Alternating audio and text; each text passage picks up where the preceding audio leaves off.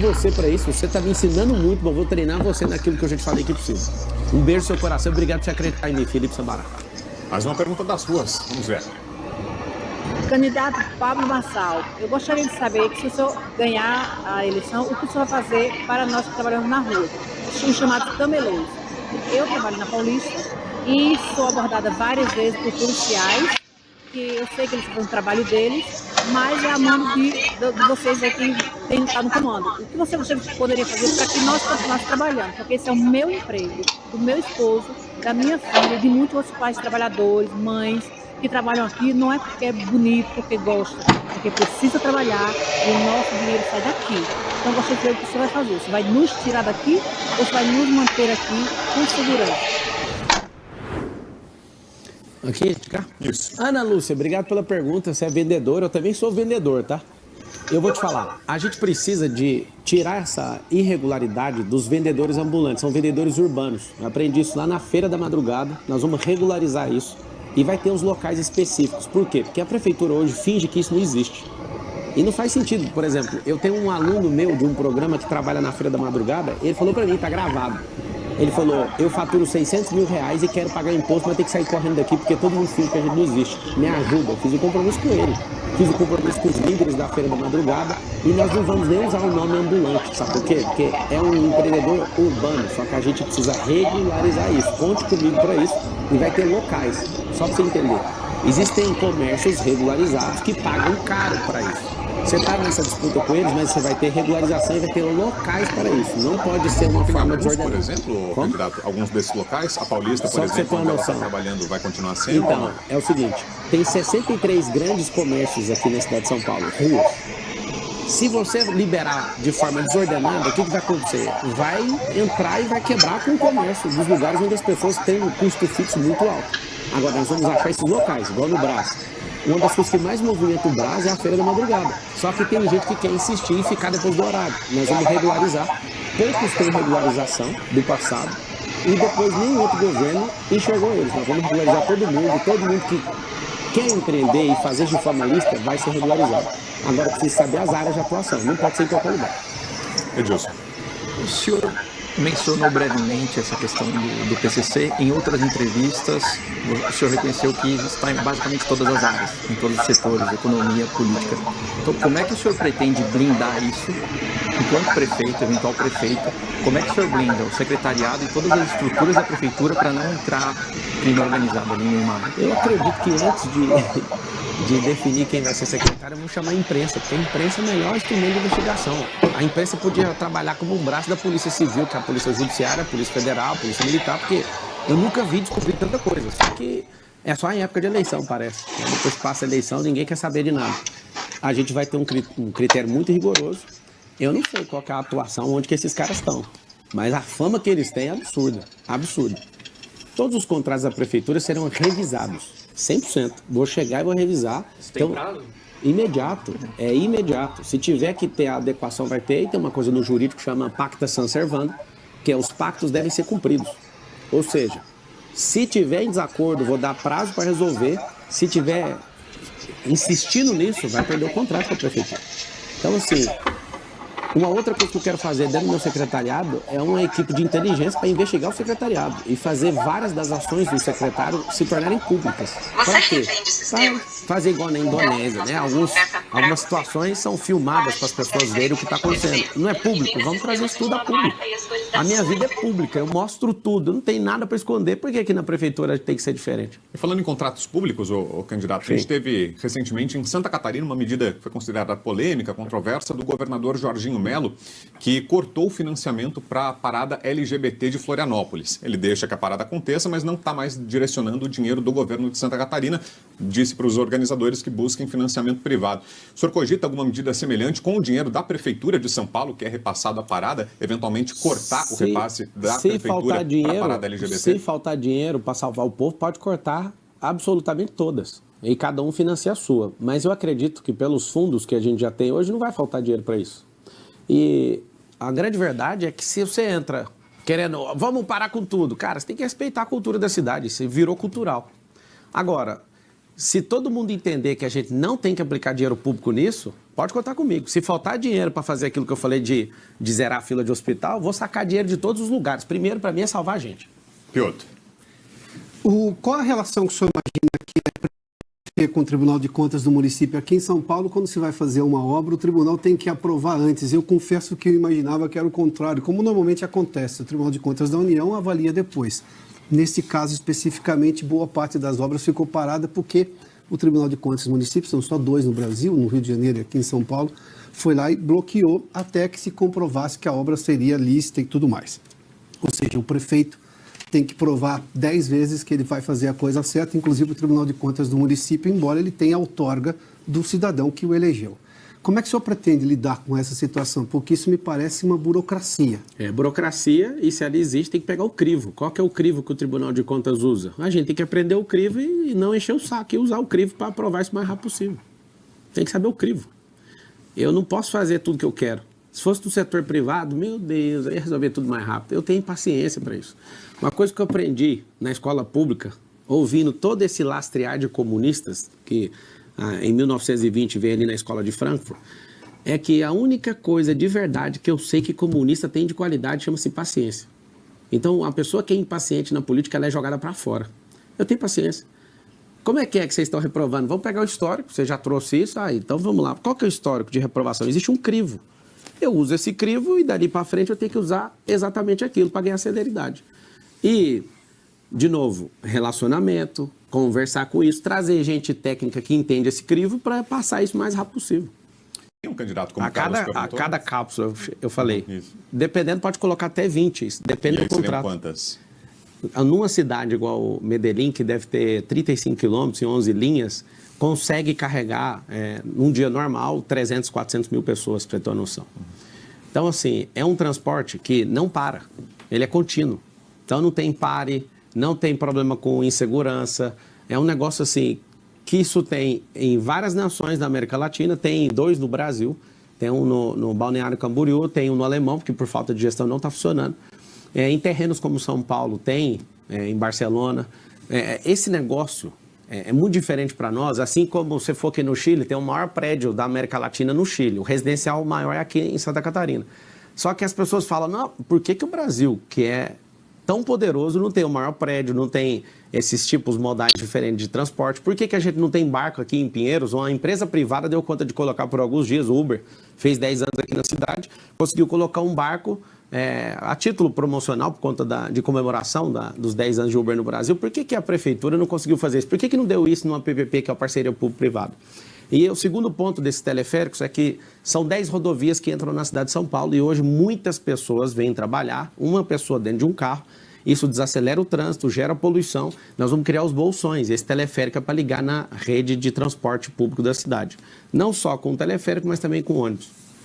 Candidato, eu só preciso ir um pouco além das boas intenções. Eu não duvido das suas boas intenções, mas vamos para questões práticas. O senhor falou de questão de regularização da moradia das pessoas em áreas, por exemplo, de risco que se tornam favelas. Uma das razões para o saneamento básico não ter avançado no Brasil é que chegava o prefeito e o governador, queria mandar a Sabesp aqui em São Paulo para fazer saneamento, chegava o Ministério Público e dizia assim, não, você não pode tirar essas pessoas. Aliás, você tem que tirar todo mundo, porque essa aí é uma área de manancial. Bom, não tinha solução, o Ministério Público travava a obra. Aí alguém vai dizer assim, não, mas eu vou lá e converso. No Brasil de hoje, se chegar no Supremo Tribunal Federal, um juiz vai lá e diz uma coisa e não tem ninguém que muda. Está se afrontando a Constituição e não tem ninguém que muda. Nós estamos vendo essa situação. Como é que eu consigo colocar uma boa ideia? E, obviamente, regularizar a situação das pessoas que moram lá é uma boa ideia, aliás, é necessário se fazer, sendo que não vai ser a Câmara Municipal, que o senhor vai ter que construir maioria, não vai ser o governo do Estado, que também tem poder limitado, não será nem o governo federal, será, às vezes, um juiz que vai decidir o contrário do que o senhor pensa, do que o senhor quer e do que o senhor for, em tese, aprovado pelo eleitor na urna. Nós temos uma realidade hoje no Brasil que é o Poder Judiciário decide o que qualquer um vai fazer nesse país. Essa é a realidade, sejamos claros. E aí, como é que é? Com conversa o senhor vai conseguir resolver esse problema? Não, o senhor seja breve na resposta, que eu preciso fazer intervalo na sequência, tá, candidato? A gente volta nesse ponto depois. Tá bom. Você quer Não, pode fazer, pode responder. A gente tem mais de 40 mil imóveis na prefeitura. A gente vai perguntar a área. Não tem segredo. A falta de gestão do Bananinha hoje faz com que a gente tenha muito imóvel parado. Então, tem área que é de preservação ambiental, a gente vai ter que fazer um mutirão com suas famílias. Eu vou lá como prefeito, se você me der a caneta BIC, me dá a caneta BIC de prefeito. Aí o decreto, toma aqui essa área, vamos perguntar essa área e vamos levar essas famílias para lá. A área de preservação ambiental, nem o Supremo Tribunal Federal vai liberar isso, a não ser por lei. Então, assim, a gente tem 1.000 favelas em São Paulo hoje, mais de 1.000. São 472 bairros dentro desses 96 distritos. Nós vamos pegar um problema hoje de gestão e o que é o problema nesse? Esse aqui é o problema com o proprietário. O proprietário a gente pode perguntar, pode fazer uma parceria público-privada com ele. A gente, é problema só com o proprietário? Então é fácil de resolver. É problema ambiental? Vai ter que perguntar a área. Que tipo de problema que está em cada um desses lugares? Vamos mapear, tem um metadado disso que hoje não tem, é uma bagunça essa prefeitura. Se você fizer um requerimento agora perguntando quantos imóveis tem na prefeitura, eles não sabem. Você pode pedir pelo Ministério Público que não sabe. Mais fácil levar esse prefeito preso do que pegar essa informação. Então, assim, só disso, por exemplo, os hospitais hoje. Os hospitais na cidade têm vários leitos que poderiam ser desocupados só fazendo casas de apoio. Como? Com os imóveis que já tem. Por que tem esse tanto de invasão na cidade? Por falta de gestão. Não tem esse calor, essa disposição pública do prefeito para querer resolver a questão. Eu vou resolver. Agora, não vai ser simples. Se fosse simples, era outra pessoa que era candidata. Como é muito difícil, eu tive que me colocar para resolver. Eu estou muito satisfeito que nós, lá em Brasília, o Lula não tinha ninguém na rua, né? Pagou não, né? Deve forçar alguns servidores para participarem ali naquela avenida e ficar gritando. Foi horrível o que você fez ali. Lula, você sabe que você não tem um povo. Ao contrário do Lula, o Bolsonaro estava com o povo. Eu deixei bem claro, né, que seria uma surpresa, porque eu estava em El Salvador. Não daria para chegar no horário, eu me esforcei ao máximo, porque a noite inteira voando. E aí eu cheguei às 15 horas, saí correndo dentro do aeroporto de Guarulhos, peguei um helicóptero, pousei na Paulista, fui correndo 5 quadras, infelizmente cheguei com o Bolsonaro falando obrigado. Nós temos mais de 200 anos de independência, mas não estamos independentes de comunistas, de ladrão, de ideologia de gênero, de abortistas, de gente erotizando criança na escola, de abusos do poder judiciário. Nós temos mais de 15 mil juízes nesse país e a gente tem uma parcela assustadora de juízes que estão comprometidos com causas e militâncias. A Corte Suprema está politizada e agora o candidato à Prefeitura de São Paulo não vai emitir opinião. Quem vai emitir opinião é o jurista Pablo Marçal. A Corte do Supremo Tribunal Federal precisa colocar um pé no freio e parar com essa politização que foi construída nesses últimos anos. Então, eu sou a favor de toda investigação contra qualquer ato. Nunca me coloquei contra isso. Eu sou um jurista e a minha posição é muito simples. Qualquer ato do Alexandre de Moraes e qualquer outro ministro do Supremo Tribunal Federal tem que ser apurado e investigado. E acabou. Agora, quem tem a competência para julgar isso é o Senado Federal, que eu vi que o Pacheco recebeu isso ontem. Agora, ele tem que ser homem para tocar isso. Eu duvido que ele, com tanto comprometimento que ele tem pessoal na vida dele, que eu acho que ele depende muito a favor do judiciário, eu duvido que ele vai fazer isso. Então é simples. Eu fui lá para prestigiar, sim. Nós somos um só povo. Eu estou com vocês. Eu fiquei assustado ali na Paulista, do tanto de gente que estava usando o boné do M. Eu nem ganhei, já estou gerando renda para o povo. Tanto de gente que vendeu ali boné. Quero dar os parabéns para você que é empreendedor. Tá de parabéns. Infelizmente, não deixaram eu subir no caminhão. Não cobrei, tá? Não cobrei de ninguém o fato de não ter subido. Só que na hora que eu sou impedido de subir, a única coisa que eu precisava fazer é ou eu podia ir embora ou eu podia ir para os braços do povo. E aí eu fiquei mais assustado do que qualquer carreata que eu já fui. Eu subi no guarda-rei e não acreditei vendo aquele tanto de gente fazendo o M. Então, o Malafaia que não gostou, eu te peço perdão. Se eu falasse que iria e não conseguisse chegar a tempo, eu seria um arregão. Eu fui. Infelizmente, como alguém estava vindo lá da América Central, chegou no obrigado do Bolsonaro. Eu lamento, queria ter chegado antes, subiria no caminhão como combinado, não falaria, porque nenhum outro candidato poderia falar, não ia nem acenar para o povo, mas eu entendo. Te peço perdão, Silas, porque você organizou, tem colocado a sua cara para bater, você sabe o respeito que eu tenho por você, mas aqui em São Paulo já está resolvido, ajuda o Ramage do Rio de Janeiro, para a gente não perder a eleição aí com o Ramage, hein? Senão vai dar primeiro turno para o Paes. Branca. Candidato, queria falar de propostas para São Paulo. O senhor passou a maior parte da sua vida acadêmica em escolas públicas, Sim. certo? Eu queria saber quais são as maiores carências nas escolas municipais de São Paulo. Sim. E as propostas do senhor para tornar o ensino público melhor. Primeira coisa, tem que ter ensino integral, porque a maior parte das famílias hoje não tem onde deixar seus filhos. A gente tem que popularizar isso. As famílias mais pobres não têm com quem deixar seus filhos, e isso prejudica, inclusive, a formação do cidadão, para você ter uma noção. E a gente tem dinheiro, a gente investe mais de 25 bilhões de reais em educação na cidade de São Paulo. Não falta dinheiro. Tem excesso de companheirada, burocratização, falta de gestão, tem um tanto de coisa que come esse dinheiro. Provavelmente é por esse caminho. Segunda coisa, a gente tem que alfabetizar as crianças, porque esse incompetente desse bananinha não dá conta de fazer isso. São Paulo era para ser a maior potência da educação no país. Está perdendo para o Paraná, está perdendo para Santa Catarina, está perdendo para Goiás, está perdendo para outros estados, sendo que aqui é a maior potência. Então a gente tem que recuperar a posição da cidade de São Paulo e colocá-la em primeiro no IDEB. Precisamos de alfabetizar as crianças. 38% delas só 38% delas estão sendo alfabetizadas. Aqui na cidade de São Paulo, a gente está tratando criança como adulto e adulto como criança. É chocante. Que é a diferença de andragogia e pedagogia. Pedagogia é ensino lúdico para criança, andragogia é ensino para adulto. E a gente está com um despreparo absurdo desse poder público de hoje, esse futuro ex-prefeito, esse vereador que foi tacado nessa cadeira, um incompetente, ele faz de tudo para que essas crianças só tenham uma ocupação e não uma evolução. Outra coisa que a gente tem que fazer é começar a escolarizar as crianças num período mais cedo para a gente terminar a alfabetização até os 6 anos de idade. Esse modelo que o PT acabou implementando aqui na cidade de São Paulo faz com que a criança tenha retardo cognitivo. O processo de construção cognitiva vai até os 7 anos de idade. Se você não alfabetiza uma criança até os 7 anos de idade, você tem um prejuízo absurdo. Aí você vai para a favela, a maioria das crianças tem problema nutricional, aí tem problema de alfabetização, a criança fica jogada. O que a gente vai ter da sociedade? Depois você vai querer matar aos 18 porque essa pessoa está indo para o mundo do crime. Como é que você cobra de alguém aquilo que você não investiu?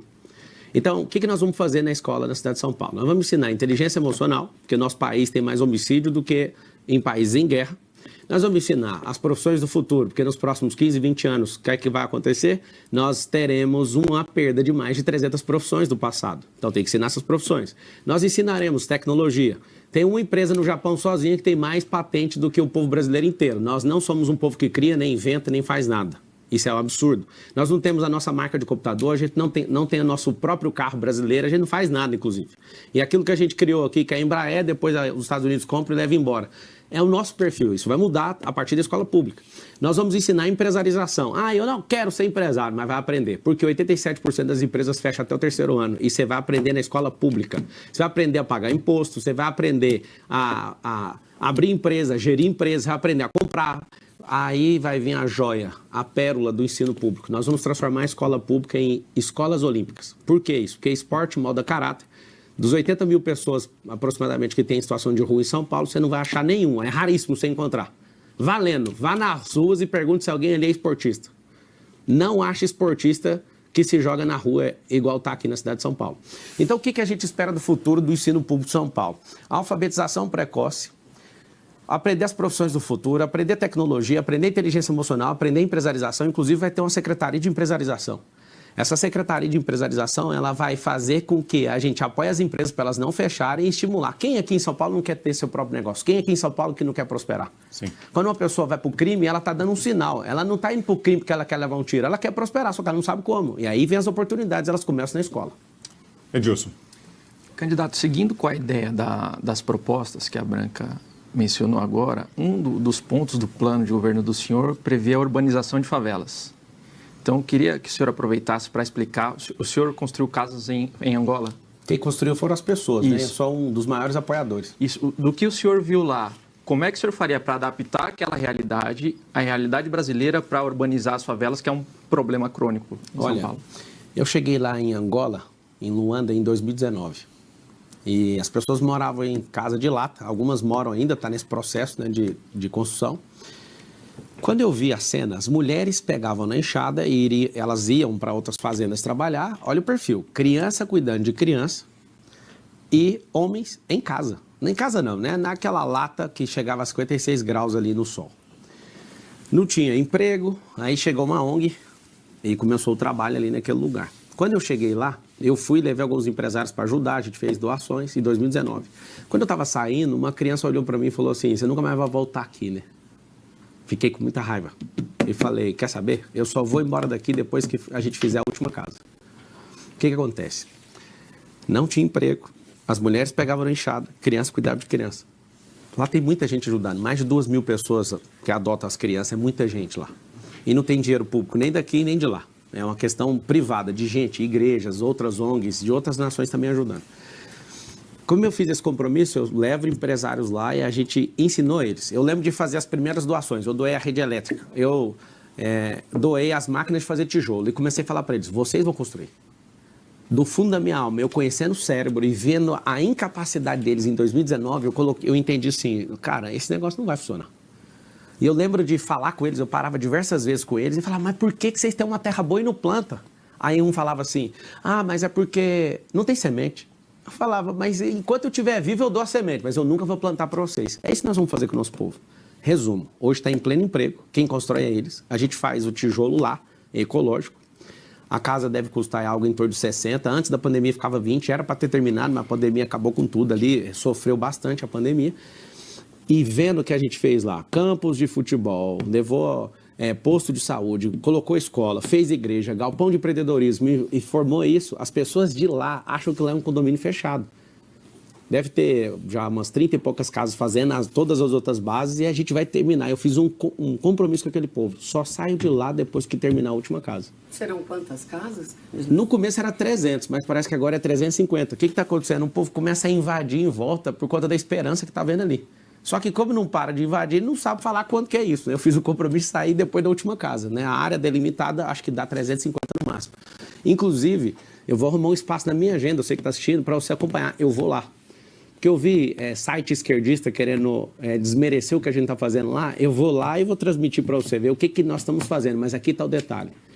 Tem como mudar. A pessoa mais miserável na cidade de São Paulo consegue mudar. Eu tenho experiência desde 2019 lá e eu falo do fundo do meu coração. Qualquer pessoa pode mudar, desde que ela tenha oportunidade. Algumas pessoas precisam de criar suas próprias oportunidades, mas outras, se a gente não der oportunidade para elas, não vai ter. Então aqui fica um compromisso. Ninguém vai morar em casa de lata aqui em São Paulo. Ninguém, absolutamente, em 1.460 dias das que estão aqui já, ninguém vai morar nessas casas, nem de madeira e nem batendo laje em cima de esgoto. Nós vamos tirar vocês daí com um mutirão de habitação nessa cidade. Aproveitando que o senhor falou dessa agenda fora do Brasil, o senhor esteve no final de semana, falou agora em El Salvador.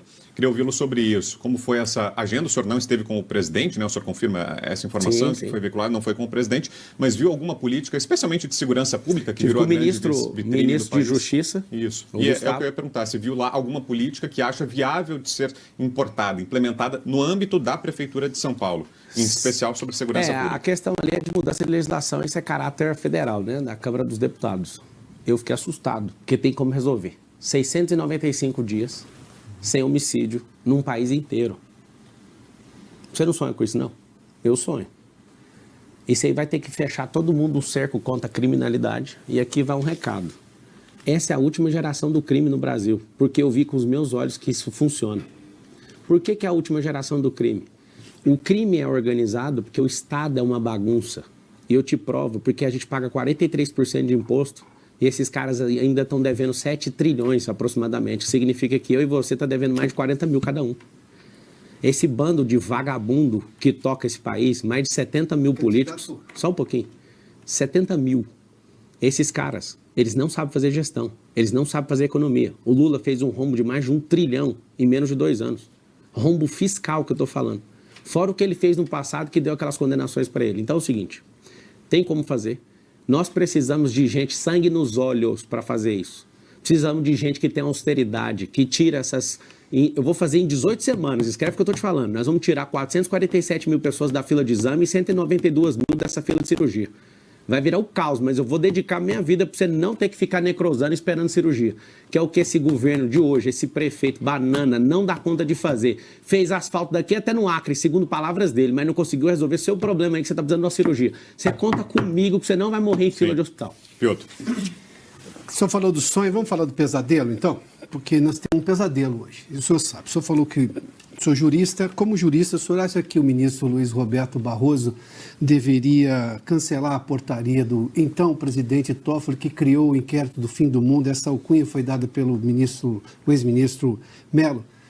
Porque esse país está sob o inquérito do fim do mundo e todo aquele monte de inquéritos que veio. Eu vou contar uma coisa para o senhor rapidamente. Eu nunca vi tanto político dizer que tinha medo de falar, apesar de eles terem, inclusive, um artigo constitucional que, além da liberdade de expressão, que é para todos nós, no artigo 5º, como o senhor sabe, eles têm o artigo 53, artigo 5º, inciso 4. Que dá, inclusive, inviolabilidade por quaisquer votos e opiniões. Mano, tem uma realidade. Essa é a realidade. Eu entendo o seu voluntarismo, é admirável, todo candidato tem isso. Eu cubro eleição há muito tempo. Mas eu tenho uma realidade hoje que nada passa pelo Supremo. Nada sai se não passar pelo Supremo. Vou dar um exemplo. Morador de rua aqui em São Paulo, ou lá em Rio das Pedras, onde eu nasci, no interior de São Paulo. A prefeitura não pode remover de forma compulsória, porque é uma decisão do ministro Alexandre de Moraes que foi referendada pelo Pleno. O governo acho que tem 120 dias para encontrar uma solução. Uma decisão do Supremo que nunca se meteu nesse assunto, que diz respeito a uma ação que o prefeito tem que tomar. Como é que o senhor vai lidar com isso? Primeiramente, como jurista, eu preciso de uma opinião técnica do senhor. O senhor acha que o ministro Barroso deveria revogar aquela portaria do Toffoli que criou todo esse absurdo jurídico que nós estamos vivendo? Na verdade, o que a gente precisa é ter celeridade no judiciário, porque a grande tática que eu vejo do sistema judiciário hoje é prender as pessoas em inquéritos para usar isso para calar elas. Isso não é do Supremo, isso é de todo o judiciário. Eu não tenho nenhum medo de falar isso. Quando eu vejo que pessoas estão se posicionando, você pode pesquisar, tem um inquérito. Esse inquérito é uma barganha, isso é uma vergonha. Não só tem que colocar prazo final, mas precisa de dar celeridade. Duas coisas. Você pediu minha opinião de jurista. Sim. Minha opinião de jurista tem que ter prazo todo inquérito. Tinha que ter o prazo final. Se não tiver... Sempre teve. Então, mas não tem. Isso, ou seja, então tem que invalidar o inquérito. O que está acontecendo? Está acontecendo vários, é minha opinião jurídica, está acontecendo vários atos nulos por não colocar fim num processo. Não existe um processo... Eu preciso tirar um ministro que abusa de autoridade, então, se você precisa, tem que fazer o quê? Tem que fazer o instrumento. Não, eu preciso, o país precisa. Então, chegou na mão de quem ontem? Do Pacheco, está na mão dele. Agora ele tem que ser homem para fazer o que os deputados estão falando. Mas eu posso começar pelo Barroso, ele pode simplesmente revogar essa portaria. Então, é o presidente da você corte. tem o número dele? Vamos ligar para ele. Eu tenho aqui, ó, vou achar o número dele rapidinho e vou ligar para ele. Vamos ligar agora, o que o senhor acha? Vamos pegar o número dele.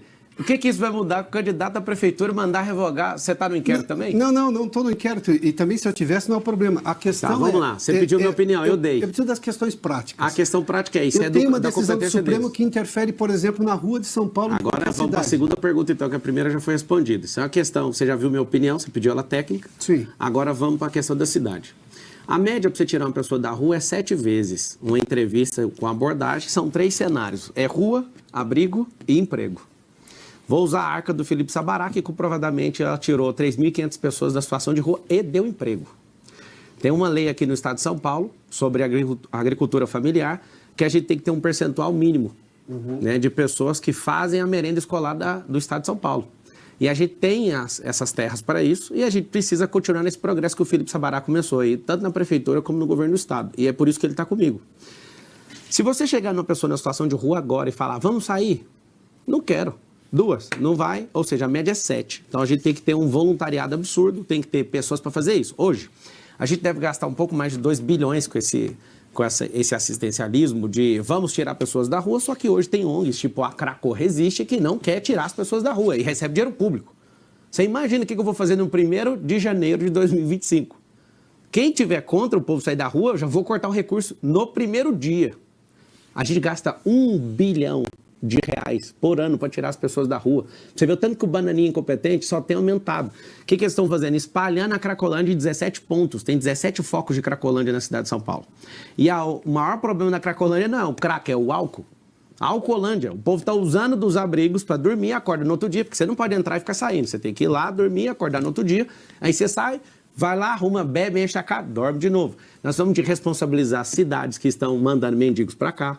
Nós precisamos de ter mais paciência para tirar essas pessoas da rua. Eu tive na porta da Sé, da catedral, eu conversei com 2, um dos que eu conversei, puxou 11 anos de cadeia e estava lá, e eu falando para ele, eu sou a sociedade, eu te perdoo, vamos mudar. Não vamos para abrigo, cara, vamos para abrigo, trocando ideia. Ele, peraí que eu vou falar com a minha namorada. Ele foi, usuário de crack esse, Não vou não. Aí o Sabará estava comigo e falou, cara, você tá vendo? A gente tem que insistir pelo menos 7 vezes, que é uma média. Então, se é média, tem gente que leva 10, 11. Para tratar emocionalmente uma pessoa que está no estado de miserabilidade, é de 6 meses a 24 meses, dependendo da pessoa. Candidato. Só para terminar. Pode concluir. Então, assim, eu vou te falar, não precisa de ter esse negócio da intervenção de um juiz com a compulsória.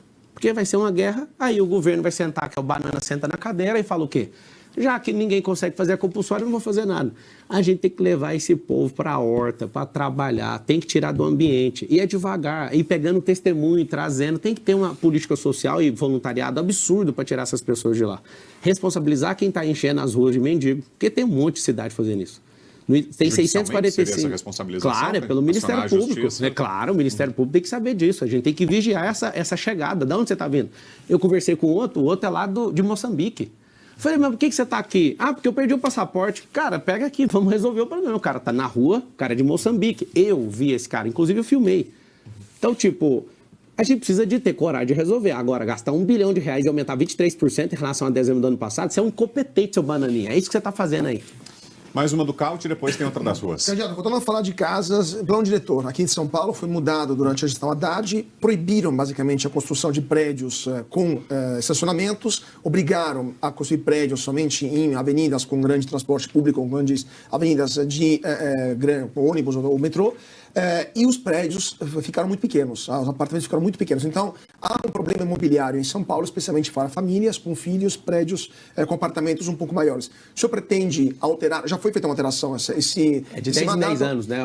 O normal, mas eu pretendo alterar sim. O que o senhor pretende fazer? Por que o senhor achou desse plano diretor e como o senhor acha que deveria ser um plano diretor para uma cidade como São Paulo? A cidade não foi planejada para fazer o que as pessoas estão pretendendo. Então a gente precisa de inverter o planejamento. O que é o inverter? Eu sou construtor também, loteador, eu gosto muito do assunto e entendo pouco. A cidade de São Paulo tem uma rodovia em volta dela de 177 quilômetros, que é o Rodoanel, e tem 44 quilômetros que não acaba nunca e já gastou 5 bilhões e não termina. Segundo o Tarcísio, vai terminar no final de 2026, eu espero. Vou ajudar ele nisso aí. O que acontece? Como tem esse anel do lado de fora de 177 quilômetros, eu quero fazer um anel do lado de dentro que não é de rua, é de uma faixa empresarial, que eu chamo isso de amortecedor de fluxo. São 38 cidades em volta da cidade de São Paulo, e essas cidades elas estão entrando no centro expandido. E cria esse caos de 7 milhões de carros, gerando essa poluição, essa lentidão, e inclusive mudando a questão da paz mental das pessoas, porque não adianta, você fica perturbado mentalmente. Essa área do lado de fora, que é a capilarização, eu quero fazer um cinturão de empresas, e essas empresas, nós vamos dar benefício fiscal para essas empresas que tiverem 80% dos seus funcionários morando no mesmo bairro. Para quê? Para ajudar na reurbanização da cidade. E a gente, nesse amortecedor de fluxo, verticalizar. Gabaritar é o nome que tem no mercado imobiliário. Nós vamos gabaritar essa área para subir os prédios. Se você for em cidades que tem subúrbios nos Estados Unidos, existem grandes avenidas que levam os bairros para fora. E rodovias cortando a cidade, rodovias. Nossa cidade não foi planejada para ter esse tanto de gente. Então, o que a gente tem que fazer? Ao invés de adensar a área no centro expandido, a gente tem que trocar isso para fora.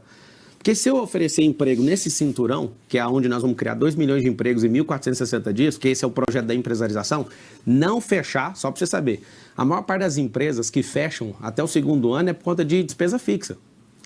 E a gente, tendo esse tanto de imóvel, podendo ajustar e ajudar o empreendedor a abrir empresa e não fechando, porque o problema do brasileiro não é falta de abertura de empresa, é fechar a empresa de forma precoce. Nós vamos criar esse cinturão e essas empresas, para ter os benefícios, tem que ter esses moradores próximos. Então vai ser uma revolução, não só de moradia, mas de emprego. Emprego vai diminuir a criminalidade. Emprego na onde a pessoa mora. Você que mora na periferia, pensa você acordar, pegar uma bicicleta e já chegou na empresa, ou então ir a pé para a empresa. Poxa, quem que não quer um sonho desse? Você vai perto da sua casa, sem ter que ficar arrastando esse metrô, sem ter que entrar nesse ônibus. Nós vamos continuar investindo em tudo isso, mas pensa comigo, essa é a oportunidade. Um governo de esquerda não quer criar emprego, ele quer te manter sem prosperar. É a prova. Ninguém fez você prosperar até hoje, nenhum governo de esquerda. É mentira, porque eu já fui de escola pública, eu já caí nessa conversa, já acreditei no Lula, inclusive. Eu já fui de partido de esquerda, porque eu não consegui entrar em nenhum. Esse povo é tudo mentiroso, esse povo não serve pra nada. E faz um M aí, e é 28. Mais uma das ruas, vamos ver. Pablo Marçal, eu gostaria de saber de fato como ocorre essa relação do presidente do seu partido, do PRTB, o Avalanche, com o PCC. Isso existe? Como você explica isso? Laís, é o nome dela? Isso. Laís, obrigado pela pergunta. O Avalanche está processando todos os jornalistas que pegaram no pé dele em relação a isso. Pelo que eu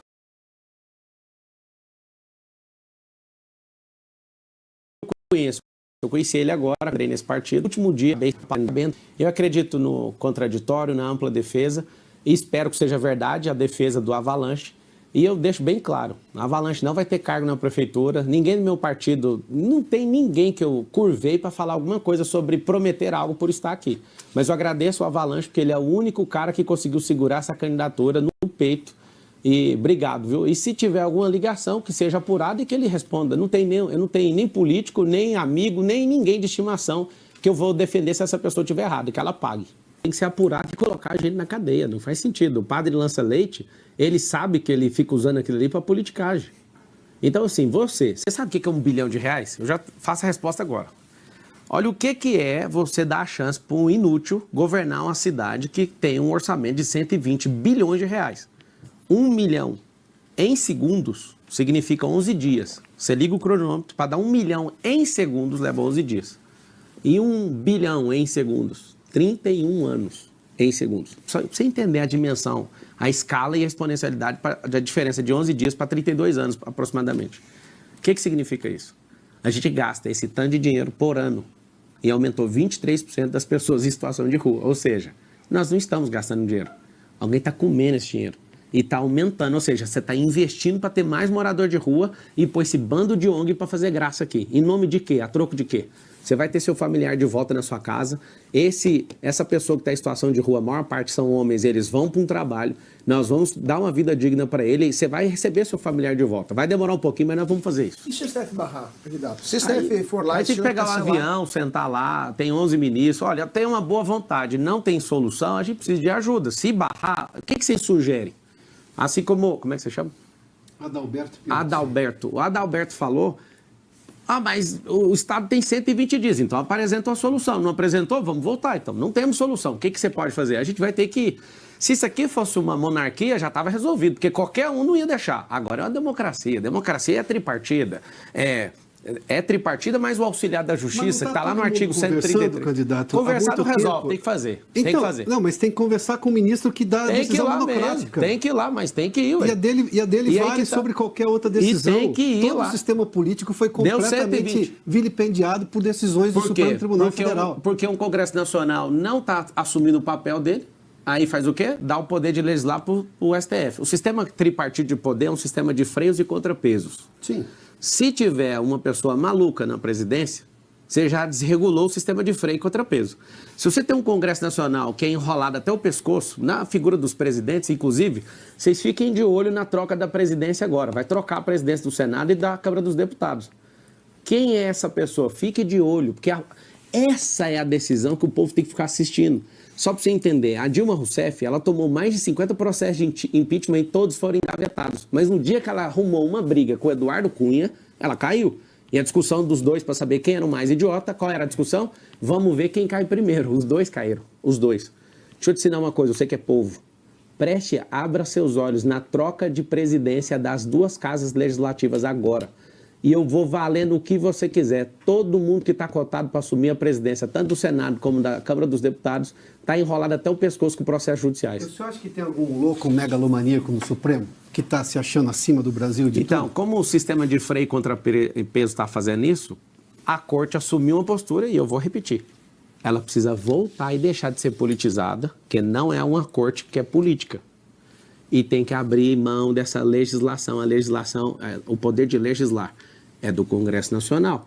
Tem que levantar caras como o Nicolas, como o Cleitinho, que é lá o senador da República. Para quê? Para pegar eles de volta. Briga enquanto é tempo. Porque o Senado está se curvando e a presidência hoje está se curvando para isso. Mas eles estavam aqui em cima do caminhão, que é a solução que você tem hoje. Ótimo. Só que só tem 1, 2, 3, 4, 5. Nós precisamos, são 513 deputados e 81 senadores. Você não acha que esse era o momento de estar em cima desse caminhão? O caminhão não resolve lá no parlamento. Mas você tem que fazer alguma manifestação. Se tivesse 100 milhões de pessoas na rua... a viagem para, por exemplo, a El Salvador? Não, isso aí eu estou numa campanha política. Eu não tenho que fazer isso. Eu não sei o que você está pegando nisso, só que o detalhe. Não eu tô pegando a realidade brasileira. Você tem que ir lá para a porta do parlamento agora. Você que está pedindo isso. Não, eu estou te falando. Não, prefeito, a solução está no parlamento. O prefeito da cidade é da cidade. Não, vamos lá não, já estamos voltando. Presta atenção. Não, deixa eu responder. Seguinte, a pressão aconteceu dia 7. Primeiro? Deixa eu terminar a resposta. Tá bom, então vai lá. Vamos lá. Eu vou lhe dar esse tempo. Vamos lá. Obrigado por você ter me dado esse tempo. Aqui. Nossa, que bom que você me deu tempo. Eu já estava com tempo. Não, mas eu estava fazendo a pergunta. Não, você está atrapalhando a resposta. Aí não vai ter tempo para nada se a gente ficar nessa. Então, deixa eu terminar. Então vamos lá. Você... Não, eu já estou à vontade. É o seguinte, só um pouquinho. Eu tenho hoje um poder que está sobre os outros. O que acontece? Outros. Nós precisamos, se é isso que você está querendo fazer, a gente tem que ir lá para o parlamento hoje, agora. Hoje é que dia? Não tá agindo, é terça-feira? Hoje é terça? Terça-feira. Então é lá, o expediente dos deputados tem que marcar e pôr pressão lá. Sim. É só isso. Está na mão deles. Quem tem competência para fazer isso não é um jornalista, não é um candidato a prefeito. Você não entendeu isso até agora. É o parlamento. O parlamento está tão fraco que está precisando de um jornalista cobrar um candidato à prefeitura para resolver um problema. Candidato. O parlamento está fraco. O parlamento precisa de força. Para quê? Convoque as pessoas na porta do parlamento. São 513 deputados. E aqui vai um recado. Parlamentares, políticos e ministros do Supremo Tribunal Federal só tem medo do povo. Ninguém afina para nada, nem para cadeia, nem para nenhum tipo de ameaça, mas o povo. Se vocês realmente querem fazer isso, tem que ir para a porta do parlamento e pôr pressão naqueles 513 deputados, que o parlamento já baixou a cervical faz muito tempo. Sim. É aí que está a verdade. Acho que está respondido, né? Vamos com a Branca, por favor. Duas das maiores preocupações na cidade, além da segurança, claro, é saúde e educação. O senhor falou da educação e também disse que pretende zerar a fila dos exames com relação à saúde. Eu queria saber como fazer isso e também outros projetos nessa área. Vamos lá, para zerar isso. Se a gente tivesse numa pandemia, o que a gente ia fazer? A gente ia abrir hospital de campanha. A gente iria pedir o Conselho Regional de Medicina ou nacional para fazer a liberação da telemedicina, como foi na pandemia. A gente está com quase 500 mil pessoas na fila. E se ela não fizer a cirurgia, ela vai necrosar. Isso para mim é uma pandemia a nível municipal.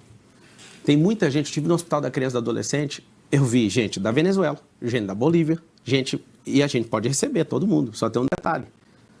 Por que a gente não fechou parceria com outros hospitais? Por que a gente não faz mutirão? Por que a gente não faz hospitais provisórios para zerar isso? Tem o dinheiro, mas falta disposição. Quando eu fiz o compromisso não é igual ao do Boulos, que fala que vai zerar colocando nome bonitinho na popa. Não. É em 18 semanas que nós vamos fazer. Primeiro compromisso meu é salvar a gente. Primeira coisa que nós vamos fazer. Os exames, a gente precisa de liberar o teleatendimento, que foi feito por período de pandemia. Eu vou conseguir isso. Em nome do povo, nós vamos conseguir isso. Nós precisamos de mutirões, eu vou convocar um mutirão e nós vamos pagar com o dinheiro da prefeitura de médicos de fora para resolver e zerar isso. Vou pegar esses mais de 40 mil imóveis, fazer sabe o quê? Casas de apoio. Vamos tirar pelo menos uns 1.000 imóveis para fazer isso. Porque a pessoa acaba de ser operada, ela já, com a dispensa médica, ela pode ir para a casa de apoio e liberar o leito. E tem gente que fica no leito, atrapalhando o próximo a operar. Então tem soluções que são simples, só que tem que ter disposição. Eu evito falar a palavra prometo. Essa eu prometo, em 18 semanas, só que vai criar um caos maior. Quando eu zerar a fila de exames, conversando com os especialistas, de 447 mil exames, o que vai acontecer? A fila de cirurgia vai quase que dobrar. Aí você fala, mas como é que vai resolver? Já falei. Hospitais provisórios, convênio com outras prefeituras, com hospitais particulares, comprando a ociosidade dos hospitais privados, que já foi feito aqui, funcionou e saiu mais barato que o SUS, trazer médico de fora, fazer um regaço. Sim. Só que é o seguinte, se não tiver disposição e coragem, não vai fazer. Eu vou fazer. Caute. Você falou que tem dinheiro, mas na verdade a Prefeitura de São Paulo tem um rombo de 7,5 bi do ano passado. O senhor, inclusive falando em segurança pública, o senhor quer triplicar o efetivo da Guarda Municipal. Hoje a Prefeitura de São Paulo está super inchada de funcionários, tem mais de 100 mil funcionários, ou seja, 1 a cada 5, a cada 6, se o seu programa for implementado, será membro da Guarda Municipal. O senhor vai achar o dinheiro onde? O senhor não acha que... O senhor vai fazer o quê? Vai demitir parte daqueles que já estão no efetivo? Vai inchar ainda mais o número de funcionários municipais? Tem a Previdência também? Sim. Como o senhor pretende? Depois de sentar com o ministro do Bukele, com o ministro Gustavo, o ministro da Justiça, essa câmera aqui? Isso. Depois de sentar com o ministro, eu assumo que vou trocar essa posição. A gente não vai mais triplicar a guarda. Vou chamar os que passarem em concurso público, que a gente vai fazer aumentar a operação delegada. Por que nós vamos fazer isso? Por conta de treinamento, armamento, fardamento, isso envolve um custo muito alto e não resolve o problema de imediato. Agora, a Polícia Militar, inclusive vou abrir a operação delegada para a Polícia Civil, vai fazer o quê? Vai fazer com que a gente tenha a pessoa disponível agora, já treinada, já faz sentido isso, a gente ter imediatamente. Então, depois de voltar e ouvir ali do ministro da Justiça, eu estou trocando isso. Então, essa é uma notícia. O senhor está mudando o seu Ótimo, programa claro. para... Ou seja, isso é um governo dinâmico. Porque se você falar que vai fazer igual o Nunes falou que ia fazer 48 quilômetros de corredor e fez 4. Ele não mudou, ele não cumpriu, é diferente. Só para terminar, desculpa, você pegar assim, porque eu acho interessante. O senhor veio de um país onde tem mais de 600 dias sem homicídios. 695. Mas é também acusado de violações graves dos direitos não humanos, direitos básicos legais dos presos. São jogados na cadeia e demora muito tempo para ter audiência de custódia, etc. Não, tá errado o que você falou. Lá, eles estão sendo julgados de uma forma mais rápida que você nunca viu na sua vida. Tem as acusações, sim. Que não sou eu que faço, Sim, são as agora, entidades internacionais, por sinal. É isso, mas quando você vai lá e pergunta, eu fiz um documentário, inclusive vou pedir para soltar um pedaço agora, quem está assistindo, meu Instagram é Pablo Marcal por SP, porque as minhas redes caíram, essa é a nova, que tem só 2 bilhões de visualizações em 18 dias. Muito obrigado pela queda, caí para cima. Pablo Marcal por SP, eu vou começar a soltar o primeiro episódio do que eu fui fazer lá em El Salvador. E fui lá no centro de confinamento de terroristas. Eu não vi uma pessoa na rua falando mal do Bukele. Nenhuma. Tem que ter coragem para fazer o que ele fez. Um prefeito não dá cor de fazer, tá? Isso é uma questão do presidente estar fechado com todos os poderes da República para falar assim, ó, vamos acabar com a criminalidade. Ele fez uma revolução lá e a gente tinha que ter humildade para aprender com o que ele fez, porque a população está amando. Não tem a Cracolândia mais lá na rua, não tem gente matando ninguém. Você sabe o que é um país inteiro, em 695 dias, até o dia que eu estava lá, não ter um homicídio? Isso parece uma fábula. Só que eu fui lá no centro de terrorismo. Presídio parecendo um negócio de Hollywood. O que aconteceu? Quando a punição é certa, todo mundo respeita. Sim. Nosso Código Penal, agora é o jurista falando, nosso Código Penal é de 1943, ou 41, 43.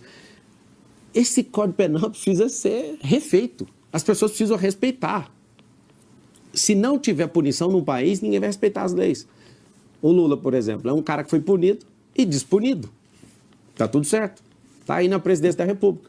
A gente perdoa ladrão, mas a gente não perdoa traidor, né? Você sabe do que eu tô falando. Se vocês não se posicionarem, a gente vai ficar curvando para bandido. Aí você vai ver um cara que é envolvido com o PCC igual o Ricardo Nunes falar que eu tenho alguma ligação. Eu nunca vi esse povo na minha vida, nem sei quem é esse povo. Mais uma do Edilson, depois tem outra das suas. No segundo bloco,